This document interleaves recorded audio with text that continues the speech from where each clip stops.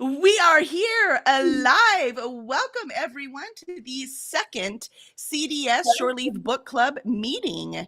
And today we are here to discuss Blow Out the Candle When You Leave, Book 2 in the Misplaced Mercenaries series. I am Kelly Lynn Colby, Editorial Director at Cursed Dragon Ship Publishing. I am also a freelance editor, a writer, and a reader.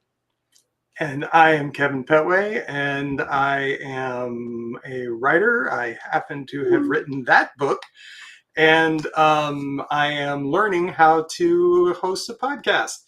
So it's wonderful to see everybody. Excellent, excellent. Welcome. Having so much fun. I have to say before we went live, because remember, Kevin wrote the book, I edited the book, but we haven't read it in years. So reading it and going back, I was like, damn, I quite enjoyed the book. What was your experience, Kevin?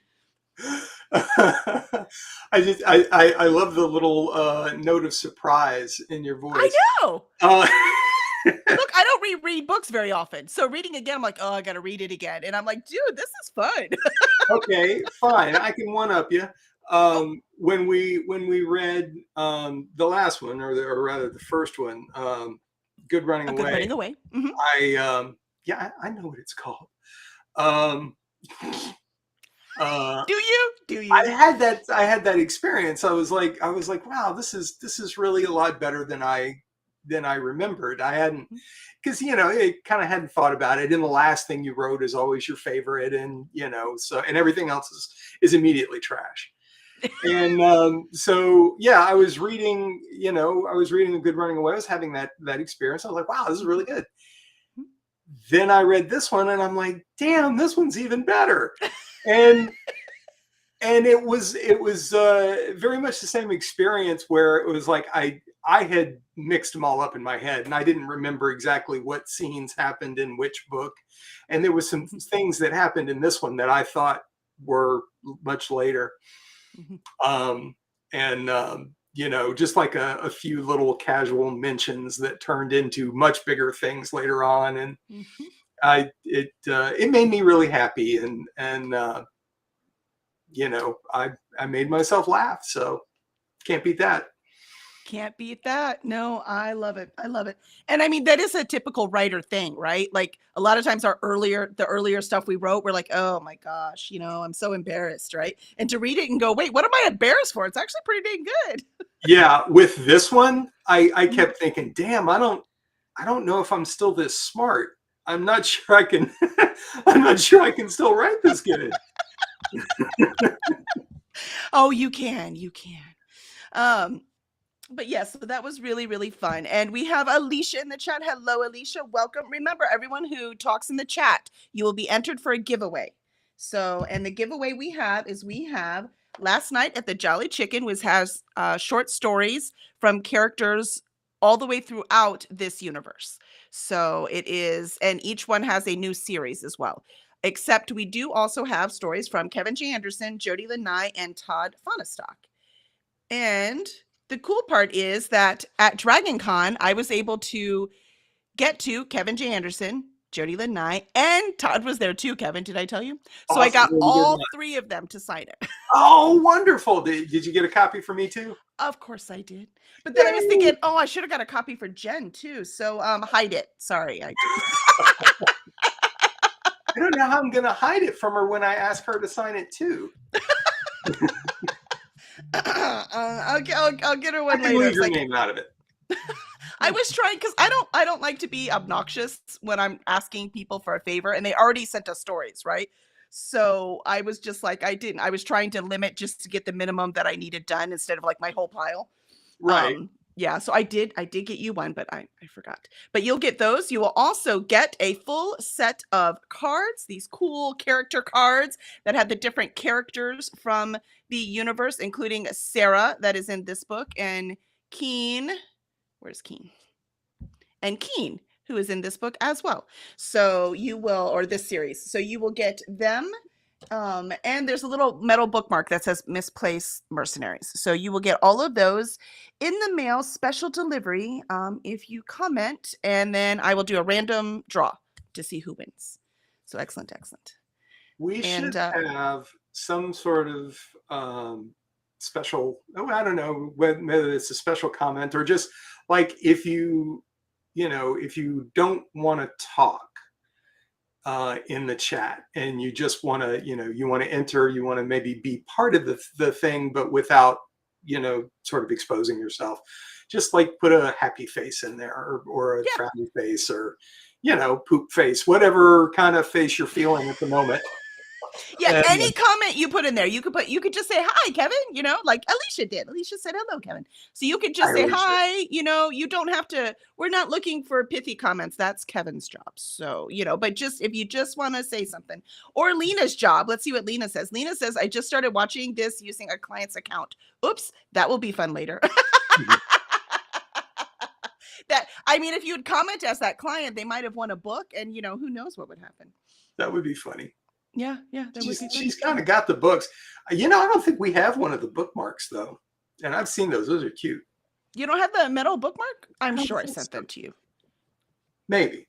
I know I sent it to you because you want to know why? Because you also sponsored the Kickstarter.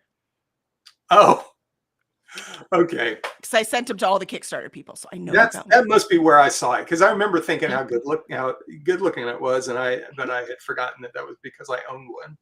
That's right. See, you're like, it's here somewhere. All I had to do was keep my damn mouth shut, and I wouldn't have embarrassed myself. That's not embarrassing. That's called, being human. I don't see that being as bad. Well, sometimes humanity is a little embarrassing. But Alicia also says she has a favorite quote, so we will get to that. But I'll also, an audience, please ask any questions that you have about the books. You can ask any question you want, but we reserve the right to only answer questions about the books. And the other ones, only if we find them entertaining, we'll answer them. Let's see. First of all, since this is a book 2, and it's always a challenge at the beginning of a book 2 to remind the reader what was in book 1. And I thought it was very clever the way you brought in an outside character so that Keen could explain, because they think that he's Prince Desmond. They don't know that he is an old mercenary, right? Or reformed. I don't know if reformed actually works for Keen. Ex-mercenary. Yeah, he never really reformed. So. No, he is always Keen. Always. He's one character that doesn't change. I don't mean he doesn't make different decisions. He does, but his personality, who he is, does not change. And there's something. There is one significant part in this book that really highlights Keen's change, and Keen's personality never changes. Correct. Yeah. But his morality grows. Mm-hmm. And that is that's a different thing. But yes, he maintains his keenness throughout the entire series. Yes, he does. That's why we love him. Even though in real life he'd drive me batty. Yes. But I love the way that you did that, where you brought in Cassius. So did you plan on doing that the whole time? Was it just a great opportunity? Like what made you decide to do it like that? So yes, I had always planned on bringing in, initially it was just going to be somebody from their past. And that was as much as I had thought about it until I got, I don't know, maybe halfway through book 1. And then because Cassius is mentioned in book 1.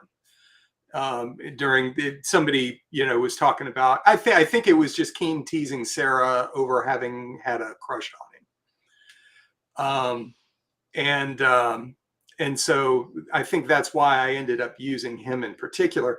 But as far as using him to run that reintroduction by, it just made sense in the moment. It was because you have to do that somehow. And it seemed a very natural way to go about it. And yeah, I didn't bring him in there for that purpose, but once he was there, that purpose was served. Yep, perfect. It was perfect. Lena says, Cassius, I hate that guy. Yeah, I mean, spoiler ahead, because don't worry, he gets his justice, as Lena should know, right? Yeah, we'll see. And Alicia's already sharing her favorite quote. Hold on, Alicia. We'll get to favorite quotes in just a minute. So she's so excited. She's like, no, we got to do the quotes. It's so cool. All right, so we Hey, will. that makes me really happy Uh-huh. that she is excited about it. It's right. Me too. Me too. Um,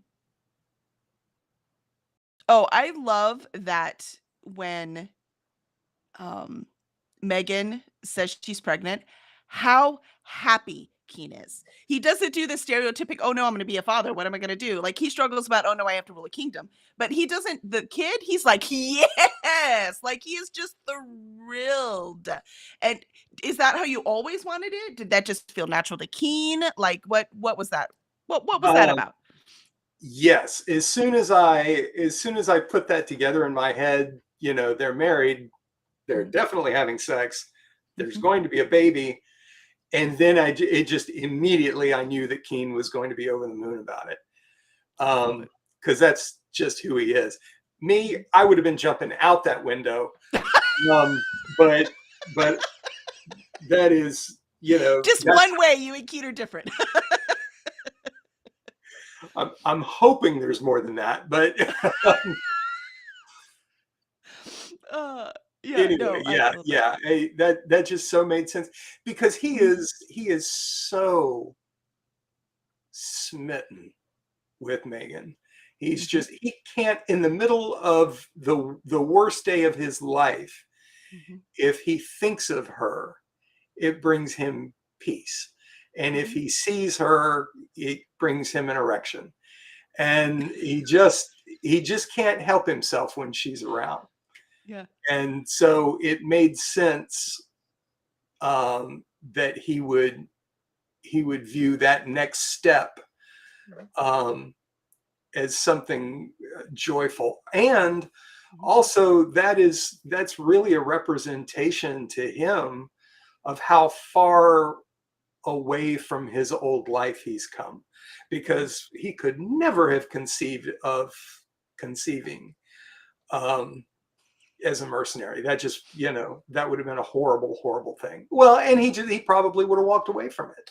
Yeah.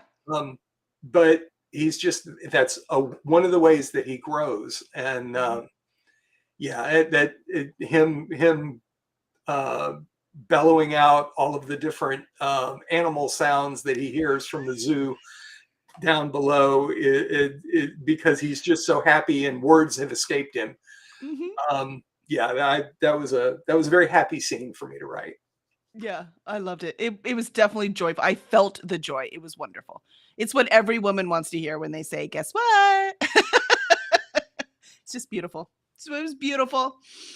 I can relate though, because I never wanted to have kids. Never growing up, never. Did not want to have kids. I was not that, person just thinking about her marriage and having children, right? Did not want them.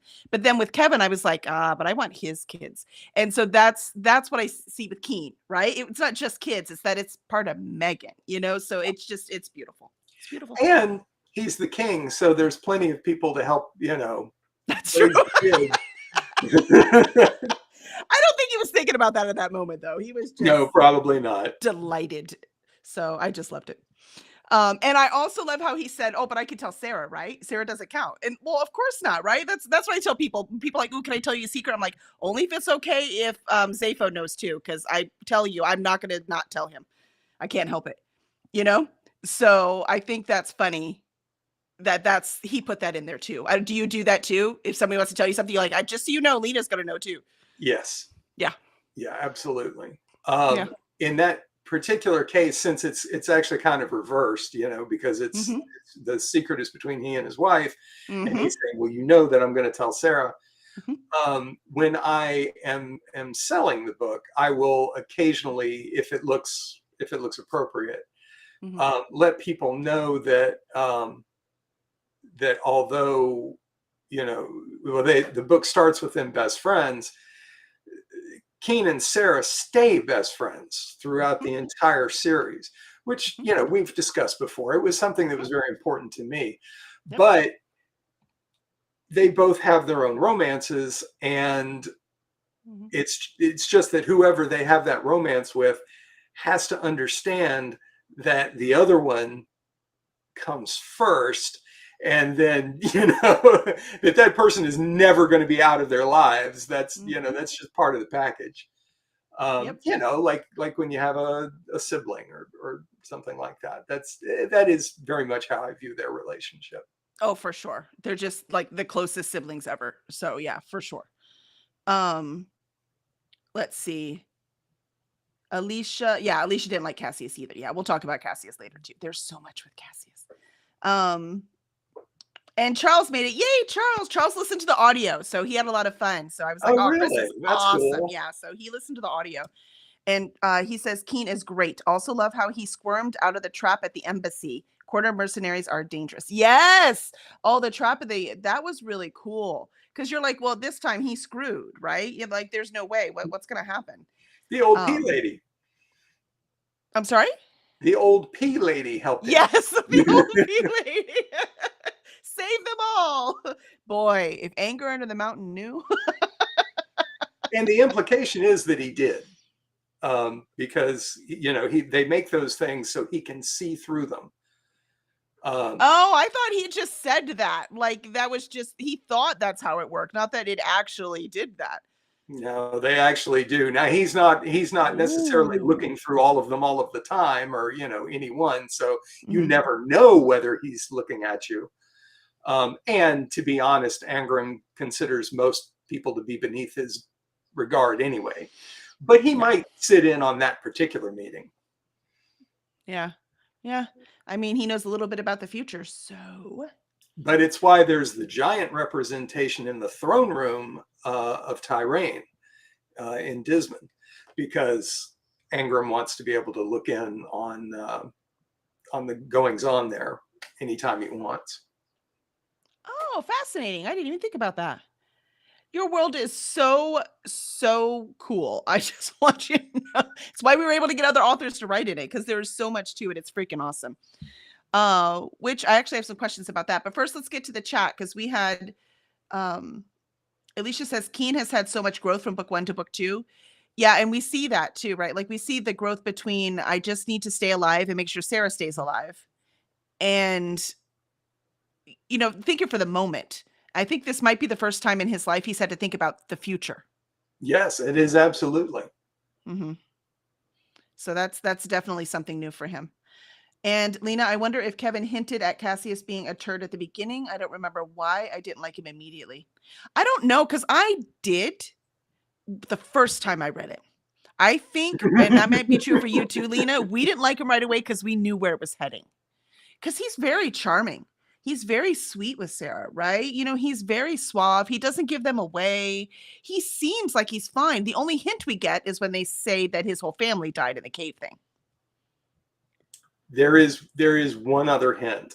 Uh-oh, what's the other hint? It's just a passing reference that he makes about selling steel and whether or not it becomes weapons to be used against Green Shade.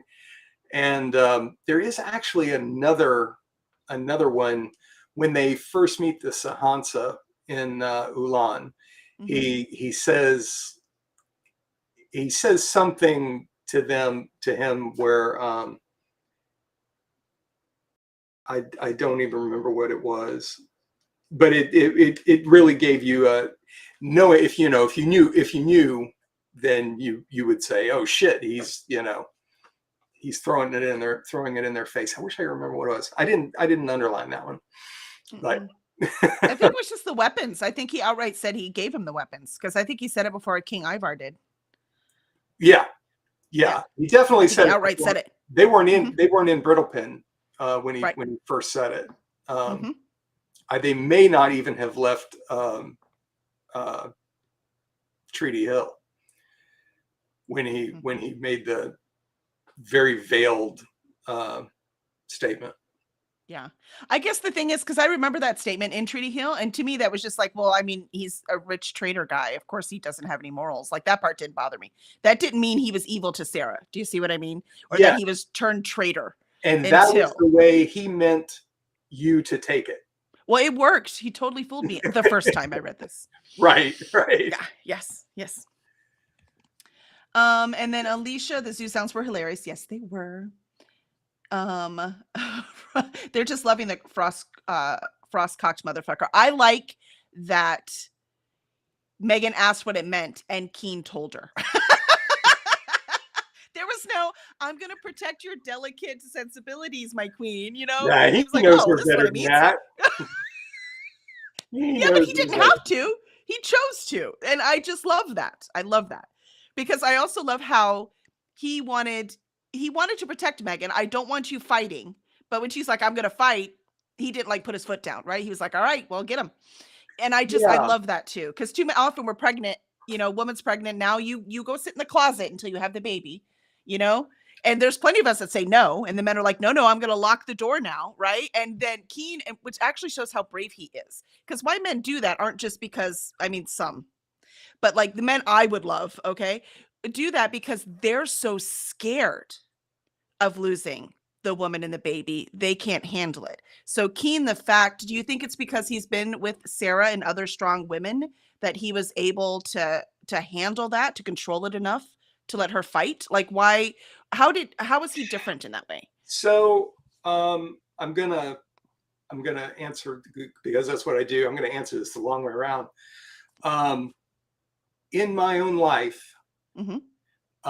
there will be moments that completely frustrate Lena, where I am trying to be helpful because it's a thing that maybe I feel like I know intimately, and so I can impart some knowledge, or I can somehow protect her from whatever the hell it is. Mhm. Um, and it's actually a thing that I struggle with, that I fight against, because I'm Lena's not my child. Lena is a grown ass woman and she knows what the fuck she's doing. So when I wrote that scene, it was a deliberate decision on Keen's part to have faith in Megan. And it was another example of his growth. And it's something that I try to put into my own life. And Lena will tell you how successful I am not. But I do make that effort. And Mhm. and I wanted to convey that. I wanted to show not just how Twitter pated he is over her, but how he actually has real faith in her. And He respect. Mhm. Yes, yes, Mhm. and respect. Um, Mhm. so that was the source of that, and where that came. I'm very much in love with Keen's relationship with Megan, and I did definitely base that on Lena and I. Yeah. Um, so you know, Yeah. I love it. I love it. See, Lena, we joked a lot the first time about how lucky you were. I mean, there's luck there too. I mean, this is the real good part. See? See? Um, it's what we all need. Please. Please. Um, where was that world? So we're talking about the world building and stuff we talked about earlier. The Charles says that in the audio the trolls have Russian accents, and he felt that helped illustrate the different race and culture and also hilarious delivery of text. yeah. Did Chris decide to do the Russian accents or did you Chris ask him to? Chris decided to do the Russian accents. I wrote them as like sort of Norwegian. Mhm. That was With my the ooze? intention. Yeah, uh-huh. Yeah. But he went a slightly different direction with it, and it was so great. I just let him have it. Um, Honestly, he picked accents for all of the characters that have accents. I don't Love it. think I really had much to say about, other than Keen and Sarah themselves. Mhm. But because I had like sort You of a could hear Northwestern them. Yeah. Mhm. accent in my head. Um, but yeah, and that's what I was saying. Like book one was fine. It was perfectly serviceable. Book two, it started getting really good. Book Mhm. three, his delivery is better than mine when I'm reading it, in my head, and I started getting pissed off at him. Um, but yeah, he did such a good job. And if you'll remember, because we've listened to so many different people, he Mm-hmm. was the only one that seemed really able to convey the humor, Yes. in his reading, which was why we picked him. So he was a real asset to us. Yep, I agree. Did a fabulous job. Yeah, Alicia also noticed that. I think she's listening to the audio as well. And she said they did a good job distinguishing the different characters. Yep, for sure. Um, let's see. Oh, you know what? Let's just do our favorite quotes. Let's just do it. We'll get to our questions because everyone's excited about the quotes. And this Okay. is your book club, not mine. So let's go back. Let's see. Alicia's first favorite quote was from Keen. And he says, "You frost-cocked motherfucker. I thought I'd gone blind after that. I couldn't walk straight for a week." It's the frostcock. They're fascinated by the frostcock. So y'all in the audience, you've got to tell me what you thought about the explanation for what that means. I thought that was funny. Did you have to come up with that, or is that one of those things that you already had definitions for? You just added it because it came up in conversation between the two?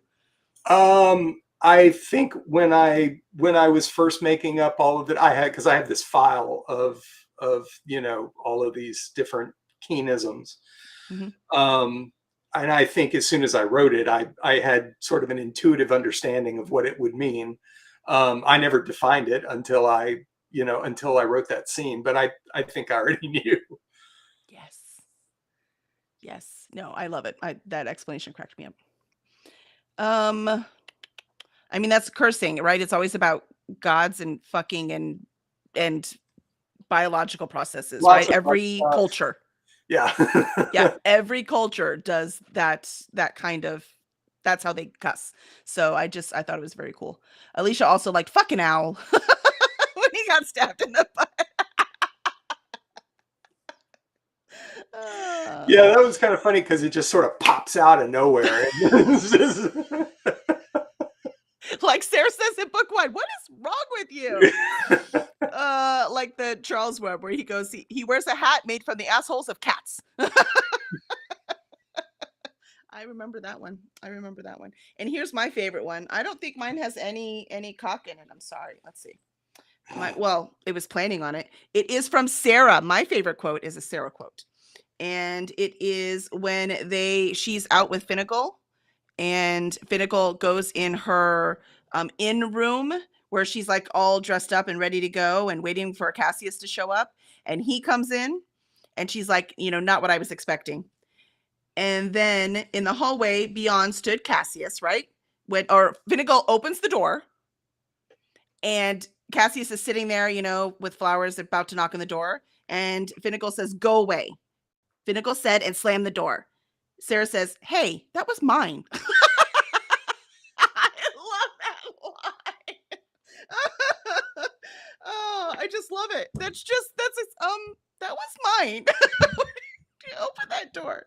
It's just funny. It was funny. Like Sarah is funny too, but in a very different way, right? Like she's more contemplative. She's Mhm. more quiet. Yeah, yeah. Mhm. She values taking stock of a situation before she jumps right into the middle of it. Um, and that was it. It was important to me to show Sarah with a different type of intelligence from Keen, Mhm. because Keen is definitely smart. Oh yeah. Um, but Sarah is too, and as far as I'm concerned, she's just as intelligent as he is. They just display it differently.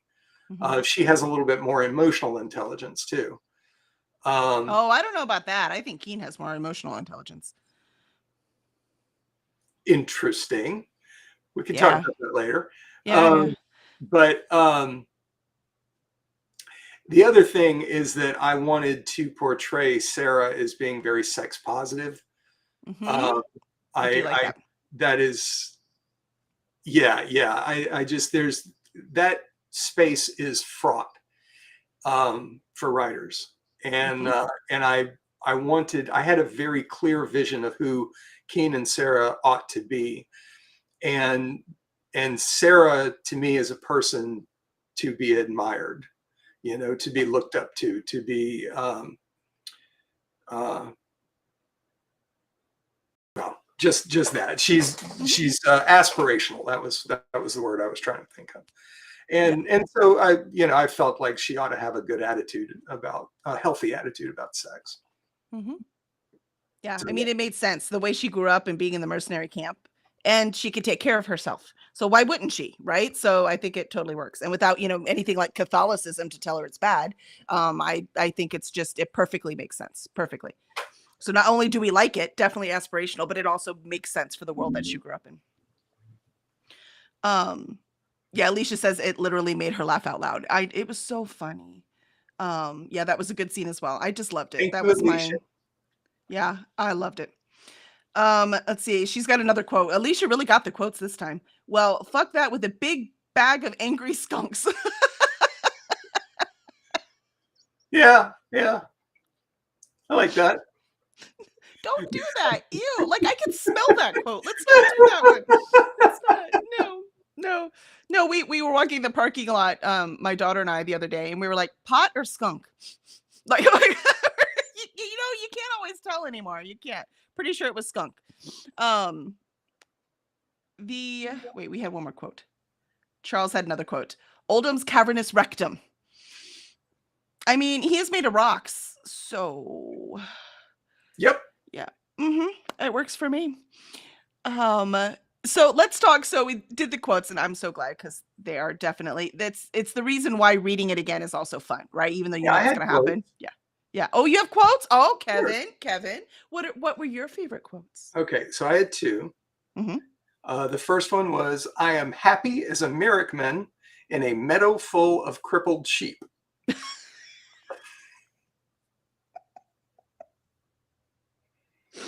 Yeah, okay, that's a good one. It's a good one. I mean, if you don't have to chase them, it's a lot more fun. Let's see, where is the other one?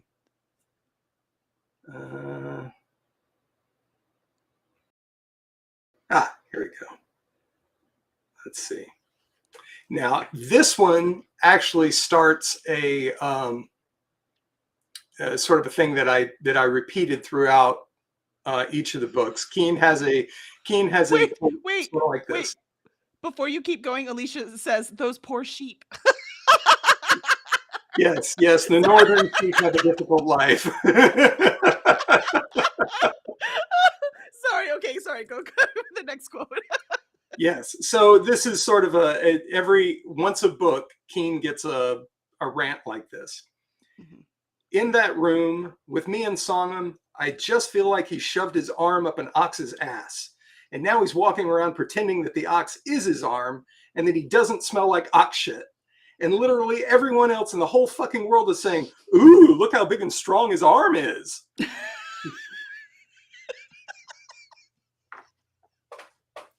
I mean, that is what happens with hero worship, isn't it? The team gets one of those a book now because I wrote that and I'm like, nope, that's too good. Gotta keep a hold of that. Yeah. That was actually the I'm really glad that I did this because I think it served the books well. But one of the most difficult parts about the way Keen talks was in spacing it out. Oh, yes. Because if it came too fast and too close together, it could have really been irritating. But I tried really hard to I had like, so many of this kind of thing per chapter, so many of this kind of thing per act, so many of this kind of thing per book. I made sure that I spaced it out and with the intention of not getting on anybody's nerves. I don't know how successful that was, but that was the idea. It makes sense. So you want to color the story. You don't want it to dominate the story. So no, that makes total sense. And you can see how happy everyone was to say a quote, or two or three. So no, it worked. It's great. And I thank everybody for that. That's extremely sweet. Yep. Yeah, Charles says, yes, the crippled sheep makes for a heck of an image. And Alicia, I remember that. I was laughing. and the bull one. And that is one strong arm. I mean, it is. If you can hold up the bull, that is a strong arm. That's actually not even wrong. It's pretty impressive.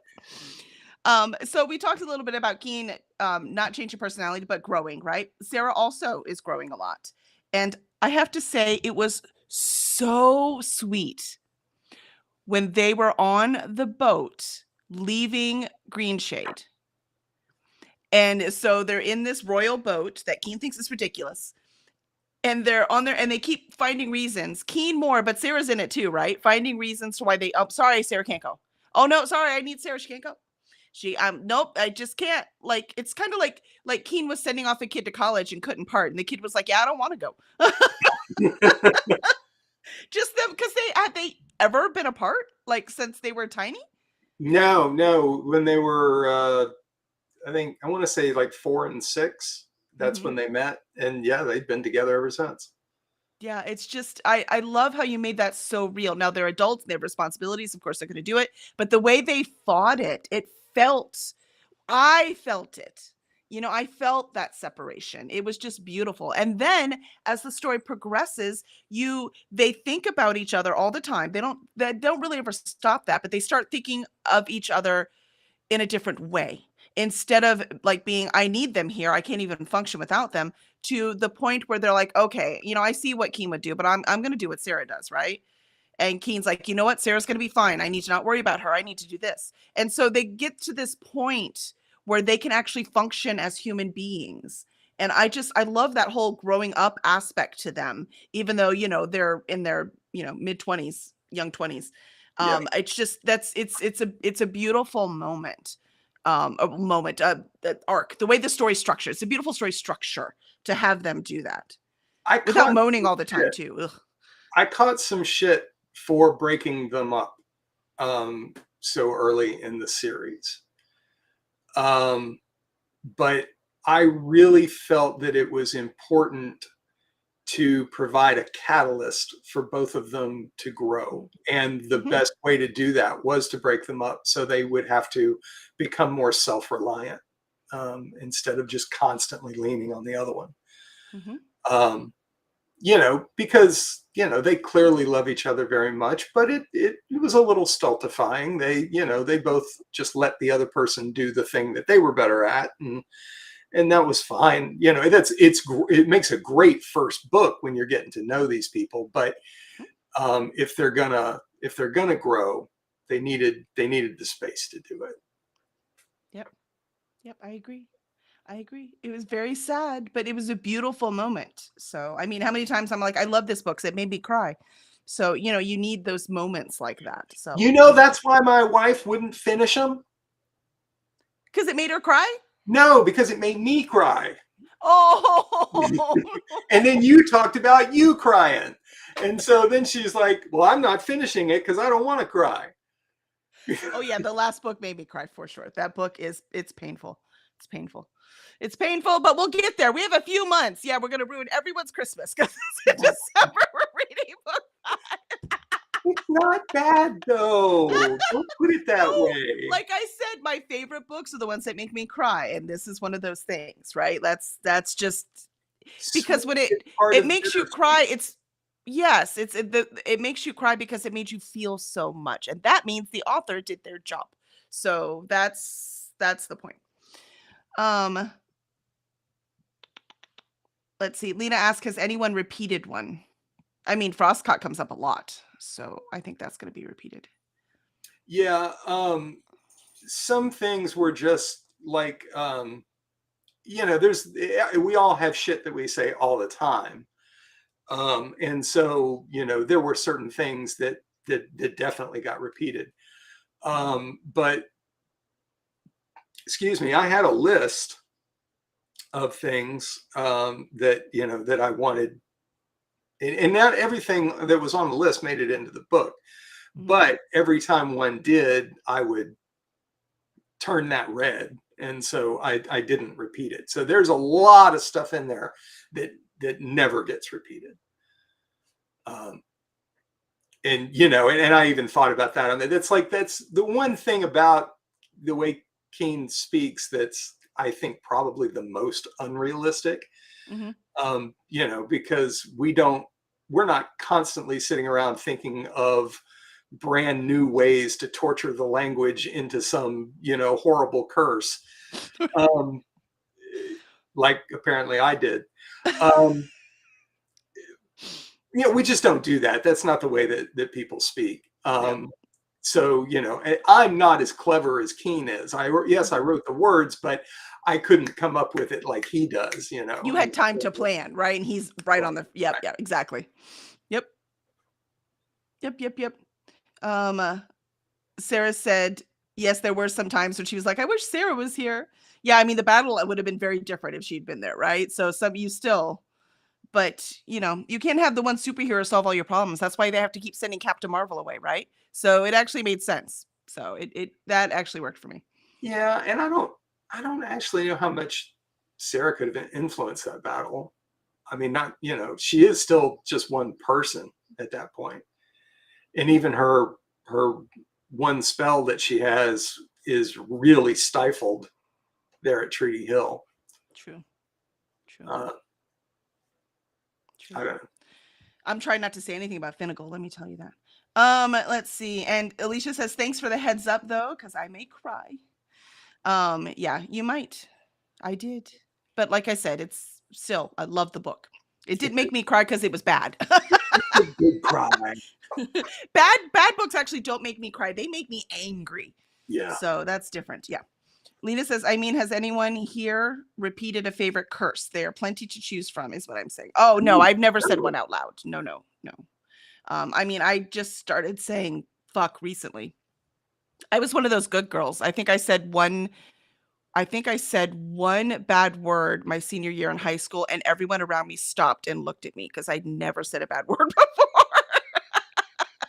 I think what Lena is asking is, did we have anybody repeat the same ones? Like did anybody pick the same quote? Oh, no. No, we all picked different Yeah, ones. didn't in the first time either, I don't think. Yeah. Yeah. And Alicia, but so hilarious. I never knew what was coming out of his mouth. Exactly. You never knew. I'm not sure he always knows what's coming out of his mouth. Yeah, that's pretty much the whole of his charm is he doesn't know either. Yeah. Yeah. I'm sorry. And I love that he's king because he's just the worst diplomat because he can't keep anything to himself. Like, he's not going to be putting on any airs. You know what I mean? Like, he's just going to be who he is. Which is, for us, the people on the ground, is a relief. But for the people trying to work with him and manipulate, it's got to be so frustrating. In the next book 3, we actually see some diplomacy from Keen, where he's dealing with some other leaders and generals and stuff like that from other countries. Yes. And he's talking about Big Damn Magic, book 3. So that will be the next book that we talk about in this series. It is the longest one in the series, but it's still like under 400 pages. It's not huge. Yeah, it's still under 400. But yeah, we get a whole bunch more world exploring, more from Jasmine. I'm wondering what the audience thinks of Jasmine. Jasmine. How do you say her name? Jasmine. Jasmine. Okay. So That's how I say it. I mean, that's fair. That's how it's spelled, right? So I think that works. So Jasmine, if you let me know what you think about her, because I adore her. I just adore her. I love her. I mean, I know she's quote evil, but she's who she was raised right now, right? Like she's just who she was raised. And the fact that she is more capable of ruling than any of her brothers, I just freaking love her. I love her. I love her. I love her. That was another thing that I didn't remember started coming in this early. Mm-hmm. But yeah, that's Jasmine is one of my top 3 characters, I think. Mm-hmm. And yeah, she I liked the idea of her Mm-hmm. until I started writing her, and then I Mm-hmm. fell in love with her. Yes. She's amazing. Yep. She is definitely a remarkable character. Um, let's see, what do I have?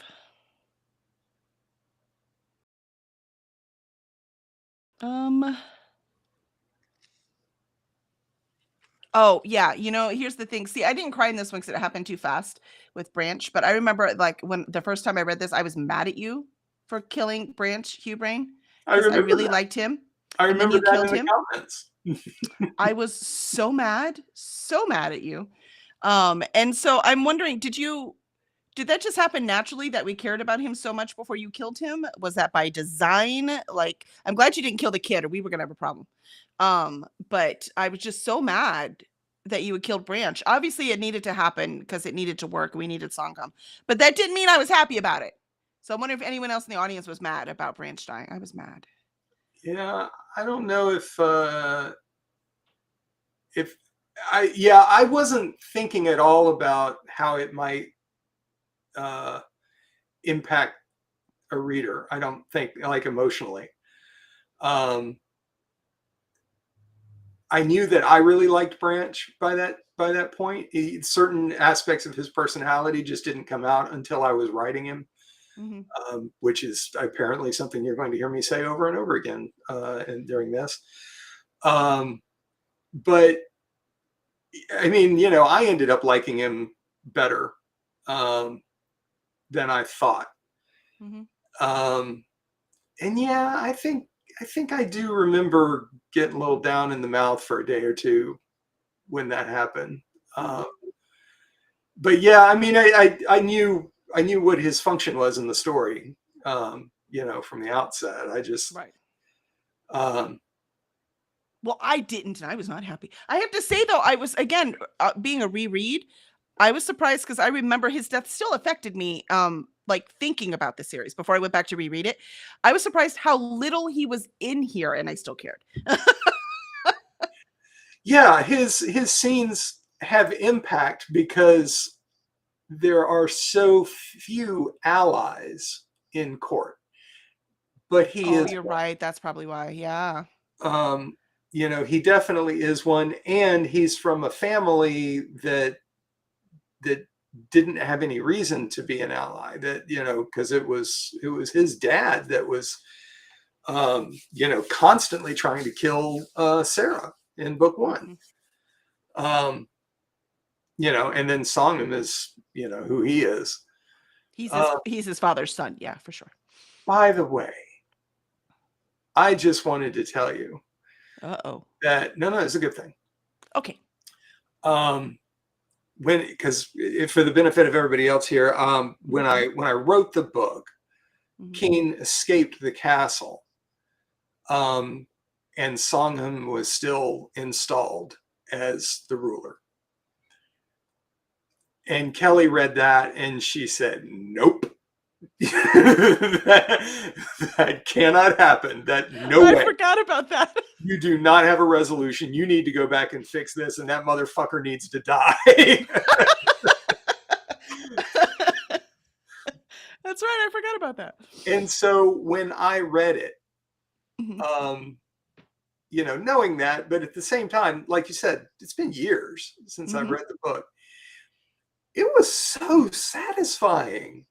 It really, really was. When Keen aces that little fucker, it Yes. means something. It was a, and so I just wanted to express that because I have told people before Uh-huh. how much the right editor, an editor that you trust, Mhm. can add to your experience in your writing, and Mhm. that is a definite example that I can point to and say here's a way that this book was markedly improved. Really better. Um, Awesome. so thank you. You're welcome. No, I'm very excited. No, because that was really cool, and I didn't even remember that. So that also shows you as an editor, it's still, I make suggestions and they take them or they don't. So there's not much control I have over that. So it's also, as an editor, very satisfying to have an author that hears what you say and then decides whether it's going to work or not. But because that was very satisfying. And you didn't make it easy, right? It was not an easy kill. It wasn't an obvious kill. We didn't know for sure Keen wasn't going to stay captured, Yeah. right? Because we know there's more in the series, so we didn't know exactly what. So just the way you did that was really nice. So I mean, I might have told you he needs to die, but I didn't tell you how to do it, and you did a great job. Um, Lena says, I must be part trucker. I love cursing, but I realized I need to step it up when I read Keen. um, we let's see. I had don't know. we had two friends that we used to play D&D with, And I think we were 5 or 6 years into the friendship when I was just talking and I said, "Oh, that fucker, blah, blah, blah, blah, blah." And they both just stared at me unbelievingly because apparently I had never cussed in their presence.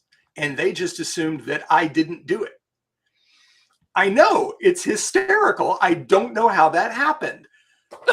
It makes no sense to me. I certainly never made any effort to clean my language up around them. I mean, they were normal folks. They cuss normally. It was just, I just think that's so funny.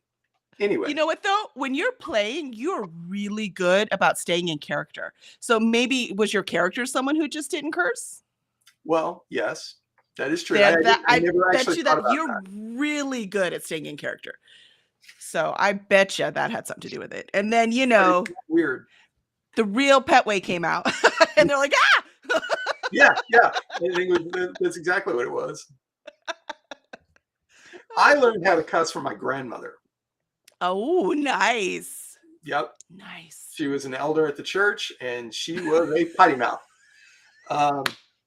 But and really it's more what I learned from her was like there is a little bit of art to it. You the way you time it, the way you emphasize it, the way it rolls out of your mouth, there is a little bit of an art to it. And that's what she taught me. And who Not knew she was going to be intentionally, right? resurrected in Keene? Yeah, she didn't do it on purpose, but that's where it came But from. it happened. I love it. I love it. I love it. Let's see. Alicia loves Jasmine too. Yeah, she's an interesting character, and I want to know more about her. Oh, you will. You You'll get a lot will. more. A lot more, Alicia. Like we didn't even get her POV in this one. We just met her, right? So you will. We'll get her. Yeah, she becomes Alicia. a much more important character. Oh yeah, much more. And then we could talk about other editing decisions later. Alicia, I was sad that it happened. That one I remember. I was sad that it happened, but didn't think about it too deeply. You mean Branch dying? Yeah. No, I could see that. It just really affected me. But I noticed you didn't kill, the crocodile things.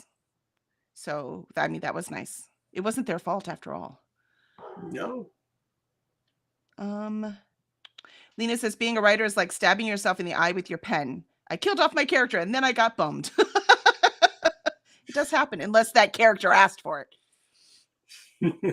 Let's see. Branch's death was sudden and surprising. Didn't see it coming and it felt brutal. Yeah, exactly.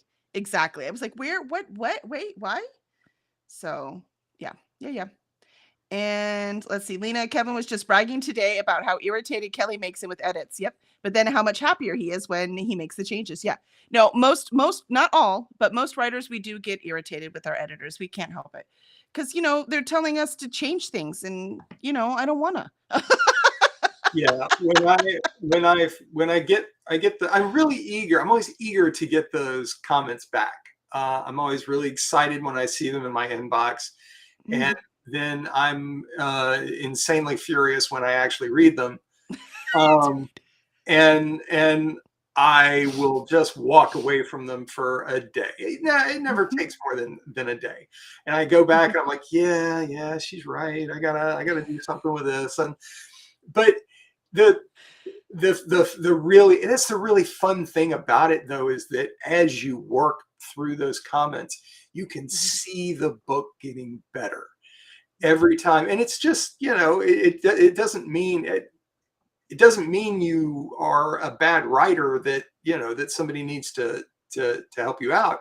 You just need another point of view, and an editor is a professional trained point of view. And so when you get those things back and you start seeing the book get better as you go, it's just a wonderful feeling. It really is. And it's, I get how people don't want to listen to the criticism and they just shut it down and shut themselves down, but they're not doing themselves a favor. No, and if you want to do this professionally, you're going to get criticized. So at least like me sending you notes, this is a private thing between you and I, right? This isn't reviewers online. So, this is a very different kind of thing. Yeah, Alicia, I did just edit a short story for Alicia. And she said, but I appreciate her feedback. Yeah. Yeah, they were talking about how brutal I am. I've done a couple of our morning time pirates. Yay, Christina So, came. Hello, Christina. so tell me, Alicia, how often did you get the comment, "You can do better than this"? I'm never going to live that one down. I'm never going to live it down. That one? That one comment that I used a couple times. I don't use it on everyone, so that tells you something, Kevin.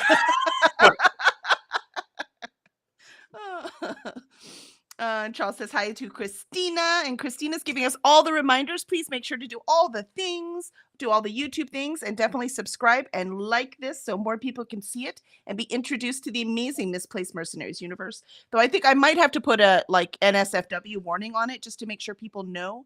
But you need the warning for the book anyways, because if our cursing bothers you, this is not the book for you, or this is not the series for you anyways. And Christina's all hearts. Charles got to log off for a minute, and Alicia none actually. Yeah, I didn't write that in hers. It was a short story, and it's the first time she was ever edited. So No, it's nice. I know, it's pretty cool, right? Yep, it was pretty cool.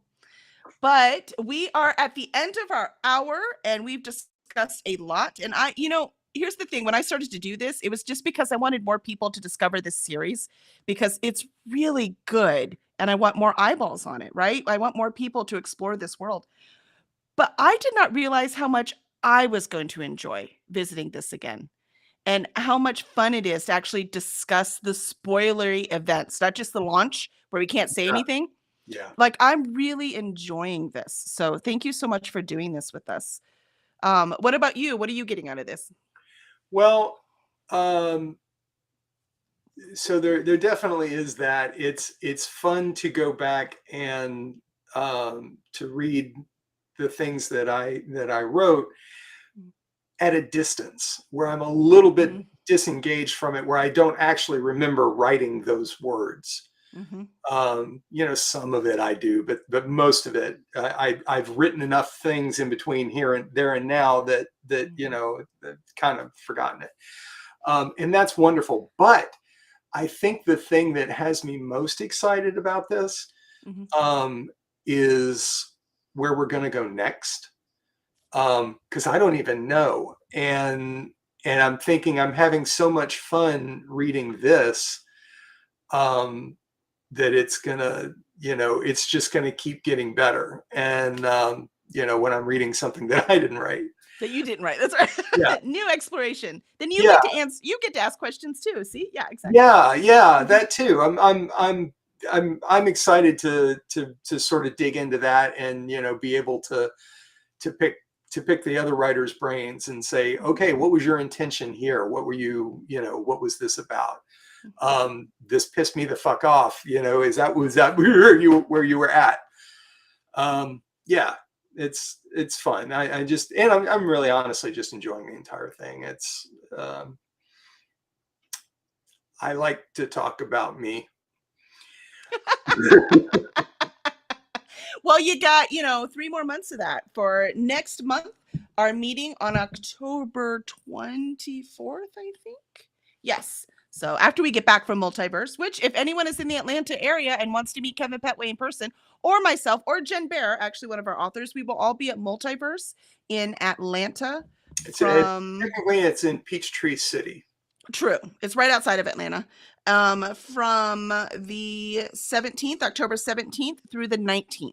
So if you want to come out, get some signed books, meet some there's so much going on. It's a whole pop culture convention. So there's a lot of fun things over there. So we would love to see you there if you are anywhere locally.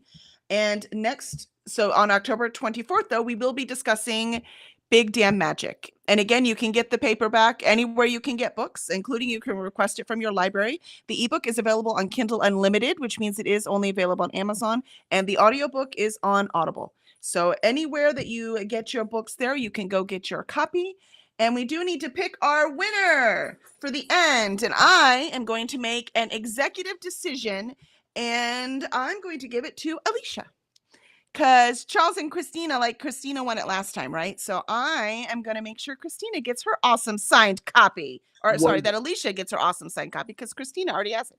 Also, Christina said when she got all the cards, her son stole them first. And he looked at all the cards and he was like, I need to read all of these books. How old is his son? I'm sorry? How old is her son? Do we know? 18. Yeah, a senior. He's a Oh, senior. okay. Yeah. So old enough. He's good. And so, yeah, so that's, so Alicia, you will be getting these amazing cards. Now, Alicia's kids are elementary school, too young. but she knows that. She's reading them. Last week? No, 2 weeks ago. I Mhm. sold a good running away to a man for his 10-year-old daughter. And I kept saying, I'm like, now I'm not sure I explained this correctly. I need to, I need to say, Just, and he's like, no, that's fine. And I'm like, okay, but and then I just like open to any page, and yes. I'm like, okay, is this good? And he reads it, and he's like, that's fine. And so okay. Um, You were clear. You didn't pretend it was fine for a 10-year-old. well, So, it really does depend on the kid and how they're yes. how they're raised. Yep. It's not a bad thing to raise a kid who is well, emotionally intelligent enough to handle things that other kids we choose not to expose them to. It's just, Mhm. and I'm not talking about like horrible things, but Right. um, I mean, it's just the cursing in this. That's the only thing. You know what I mean? So yeah, as long as they are not repeating all the things, I yeah. mean, I I I mean, just I was reading Stephen King at age 10, right? So I was exposed to a lot of stuff too, and it's not like I went out and murdered people. So you're right. It absolutely depends on the child. yeah. I same thing with me. I was reading God, some of the sci-fi books now that I think that I know now that like but my my parents were never really interested enough in me to find out what I was reading. Um, so I think they were just happy that I wasn't talking. Uh, My and parents are just like, she's reading. It's not drugs or alcohol. We're fine. and like you, I have gone out and murdered very few people. Very, very few. Just, Very I mean, the few. ones that just asked for it. That's right. That's right. Well, obviously them. I don't know. I've read your bio. Someday you may be known as Florida Man. Let's see. Lita says, "Did you call him and his daughter a frostcock motherfucker?" Well, I still wanted his money bad enough not to do that. That's right. That's right. It's not gone too far now. and, Christina and said we Lena did says get that, but she was sitting right beside me when it happened. that's so funny. Christina, yeah, she knows, right? She was there. Christina, we did get the audios and we have KU, but we may need to get some physical copies. Shh, don't tell Steve. Maybe a Christmas. Well, you know what, Christina, message me. We might be able to get you some signed copies. Okay, so message me. Anything is Um, possible. yeah, we can make that happen between us here on the screen. And Alicia, every child's different for sure. Yep. Oh, and her son's 17, but he is a senior in high school, so he can handle it. We're good. Yeah, as a 17-year-old, I wouldn't even think That's what I twice. say. I'm like, I would give it to my high school, but that's what I do too, right? I would give it to my high schooler, but you need to make the decision for yours. That's what I always tell parents. Yeah. Um, Christina, just as long as they are not swearing at me or around other kids or the grandparents, right? That's the big thing. Heck, my kids swear all the time. It doesn't bother me a lick. But we go over to granddad's house and I'm like, oh, and then like Xander, like, he said fuckers or something, right? And I was like, like it's just words, but they didn't say anything. And I was like, okay, it's okay. Like my mom doesn't care. My dad didn't care. But Kevin's family, I never know. I never know. Um, Excellent. All right, so we're good. So Alicia, I will make sure to get this stuff out to you. And Kevin, do you have any last words? Do you want to like share your newsletter or anything if people want to join? Because your newsletters are hilarious too. Yeah. So did you remember what this next newsletter is going to be about? Yeah, the museum, right? I'm sure Yeah. it's going to be very hilarious. Yeah, we went to this museum and we were warned about it before we went. Mhm. But it's the Jefferson Davis House in Gulfport, Mississippi. Mm. And and what I was told was it's interesting, but you just have to remember he was a racist asshole. And so I'm like, so that's what I was thinking. And, when we went in, well, he's not just a racist asshole. He was the president of the Confederacy. So he's a massive racist asshole. He helped Um, write those documents trying to protect slavery. Yes. yes. Uh-huh. So Mhm. anyway, yeah, it's going to be a lot of fun. I have a good time writing my newsletters. I just kind of it's a it's a time for me to just kind of relax and write about whatever thing is going on in my life, and Mhm. that's really fun. It's not complicated to plot them out. There's very little research involved Mhm. typically. I mean, sometimes, but they're just fun and funny and lighthearted and just really sort of meant to give you a laugh and Mhm. then let you move on with your day. I mean, the pictures are half the fun too. Yeah, I do enjoy the pictures. Pictures are awesome. I took lots of pictures at the museum.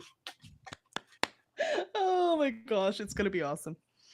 All right. So thank you very much, everyone. I put the link in there for Kevin Pettway's website. That's where you can join his newsletter. I know. So he's got a little thing on there. So if you are interested in the newsletter, make sure to go over there, join that there. And otherwise, I will see y'all next. Let's see. So fourth Friday, so October 24th, 24. to read Big Damn Magic. I'll see y'all then.